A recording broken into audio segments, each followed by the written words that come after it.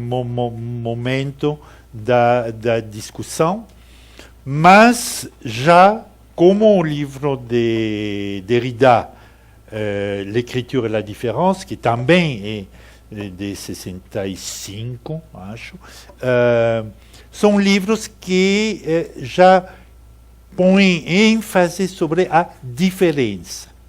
Né? E a diferença é exatamente o que vai abrir a fase segunda do chamado pós-estruturalismo. Por isso, eu vou primeiro analisar o período, a passagem entre o humanismo e o anti-humanismo, com Sartre de um lado, Lévi-Strauss, Foucault e a semiótica do outro lado, e só depois pegar a segunda fase, que vai realmente florescer após 68. E neste caso vou, claro, dar ênfase ao trabalho do Deleuze-Guattari e da micropolítica, etc., etc.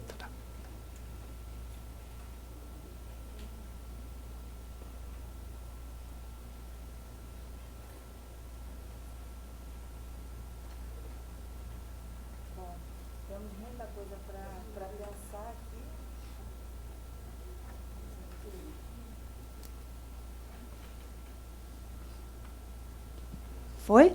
Foi. Sim.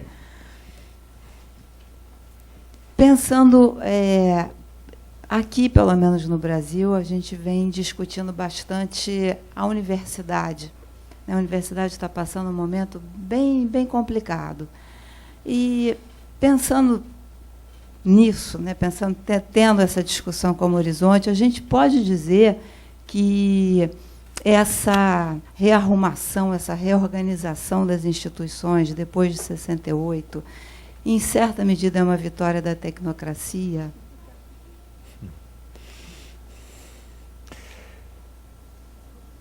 Acho que sim. Acho porque o ponto fundamental, e não é um ponto, é uma contradição fundamental.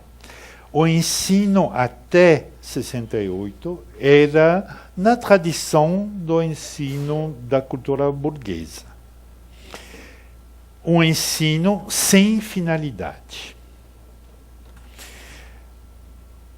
Exigir uma finalidade, ter um diploma que leva para um posto, um métier, era uma contradição, e mesmo os movimentos estudantis não tentava organizar essa lógica, que pode chamar-se de tecnocrática, da finalidade do ensino. Após 68 começa, mas com muita dificuldade. Porque 68 se prolonga até 73, mais ou menos, numa confusão enorme no âmbito acadêmico e social também. Mas é certo que a partir de 76 e os anos 80, radicalmente, o ensino entra nessa lógica. Isso tem muito a ver também com o fato de que, durante as 30 gloriosas de crescimento de 5% por ano, tudo era possível. Eu lembro, saí da universidade em 62, por aí, 62, 63, com diploma. Eu tinha todas as possibilidades. Tudo era aberto. Então, a questão do desemprego não existia. Por que reivindicar a finalização do ensino, a finalização tecnocrática do ensino, quando você tem todas essas possibilidades abertas. A partir de 76, a crise do petróleo, a crise do sistema francês, do sistema econômico industrial francês. Bom, falei rapidamente das contradições da burocracia francesa, que levou a uma crise industrial, uma falta de competência internacional. Em cima disso, a crise do petróleo, da guerra no Meio Oriente, em 76.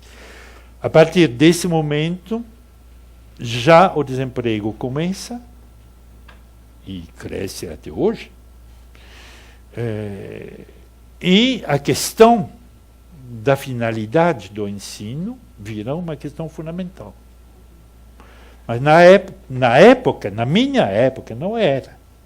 E ninguém, nos movimentos estudantis, que não eram movimentos burgueses, mas eles, como era tão fácil, tudo era fácil, eles não colocaram em questão o fato da formação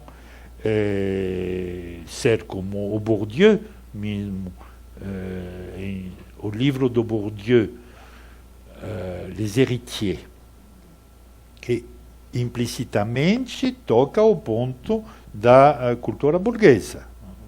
Os herdeiros.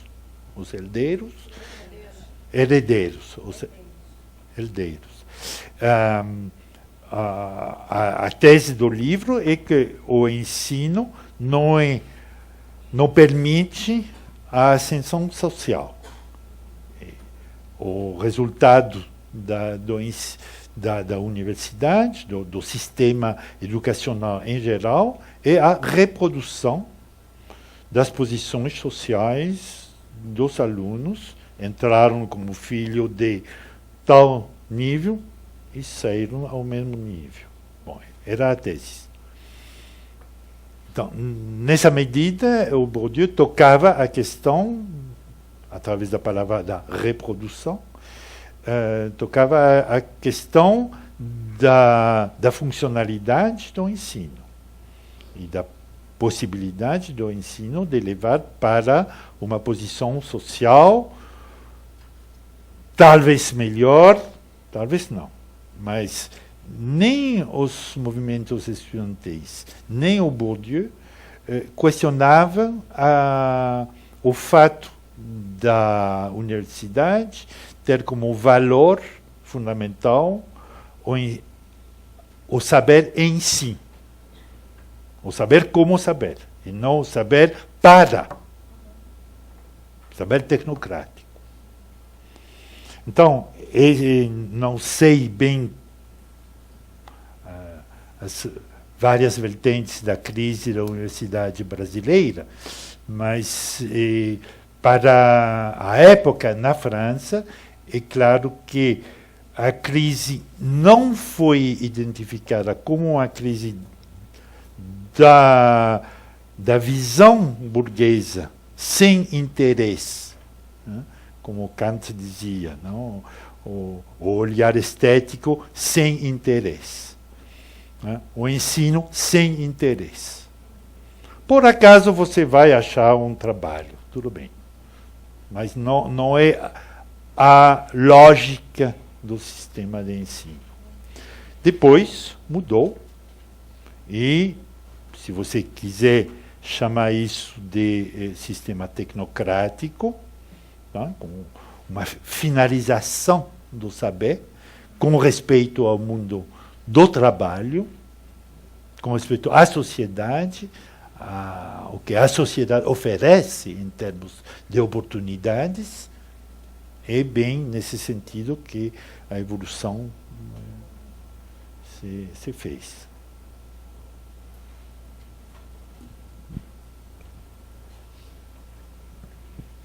Uma coisa muito breve sobre o que está em pauta, e eu vou ter que continuar fazendo um pouco esse papel de mestre de cerimônias, porque nós precisamos abrir para que as pessoas fora daqui possam perguntar aos que estão assistindo. Em relação à questão da universidade, é muito interessante porque o que acontece no Brasil, exatamente no início dos anos 70, é que essa razão pragmática, essa transformação, né, ela foi proporcionada, ela foi levada a cabo pelo regime militar, num aspecto extraordinário, porque, por um lado, é isso, essa absoluta submissão da universidade a um desempenho, a eficácia, a uma demanda exterior, digamos assim, ou seja, o abandono daquela perspectiva anterior em relação ao saber, e, ao mesmo tempo, um outro lado com o qual nós não sabemos lidar muito bem até hoje, que foi uma certa democratização da universidade, né? Uma amplificação maciça do ingresso da juventude na universidade. Então, nós temos esse angular aí para discutir. Mas, na verdade, o que eu queria era passar, não sei como, né, como é que se faz isso, disseram que eu deveria anunciar, né, que nós estamos passando a palavra para aqueles que estão do lado de lá das câmeras, para que eles possam perguntar. Alô? Dá para ver aí? Tudo bem? Sim. Bom, a gente está aqui na UNEP, em Salvador, e eu tenho uma pergunta simples, assim, é só saber do professor como que você situa o Gaston Bachelard nessa primeira geração. Quem? Os estudantes Bachelard. O Bachelard. Obrigado. Bom, não por acaso não falei do Bachelard, porque realmente acho que bom, tem dois vertentes na obra do Bachelard, um vertente da epistemologia, do trabalho sobre a ciência, e o outro que está muito mais conhecido de um público mais amplo, que são os trabalhos sobre os sonhos, sobre o espaço, sobre a poesia. O Bachelard epistemólogo tem uma grande importância, junto com o Canguilhem, para a formação do Michel Foucault. Mas, realmente, é uma geração anterior, é mais ou menos contemporâneo com o Lévi-Strauss. Não lembro bem quando ele nasceu, mas mais ou menos ele deve ter pertencer à mesma geração. E o outro Bachelard, o Bachelard da psicanálise do fogo, etc., foi muito importante para a crítica literária, mas não para a crítica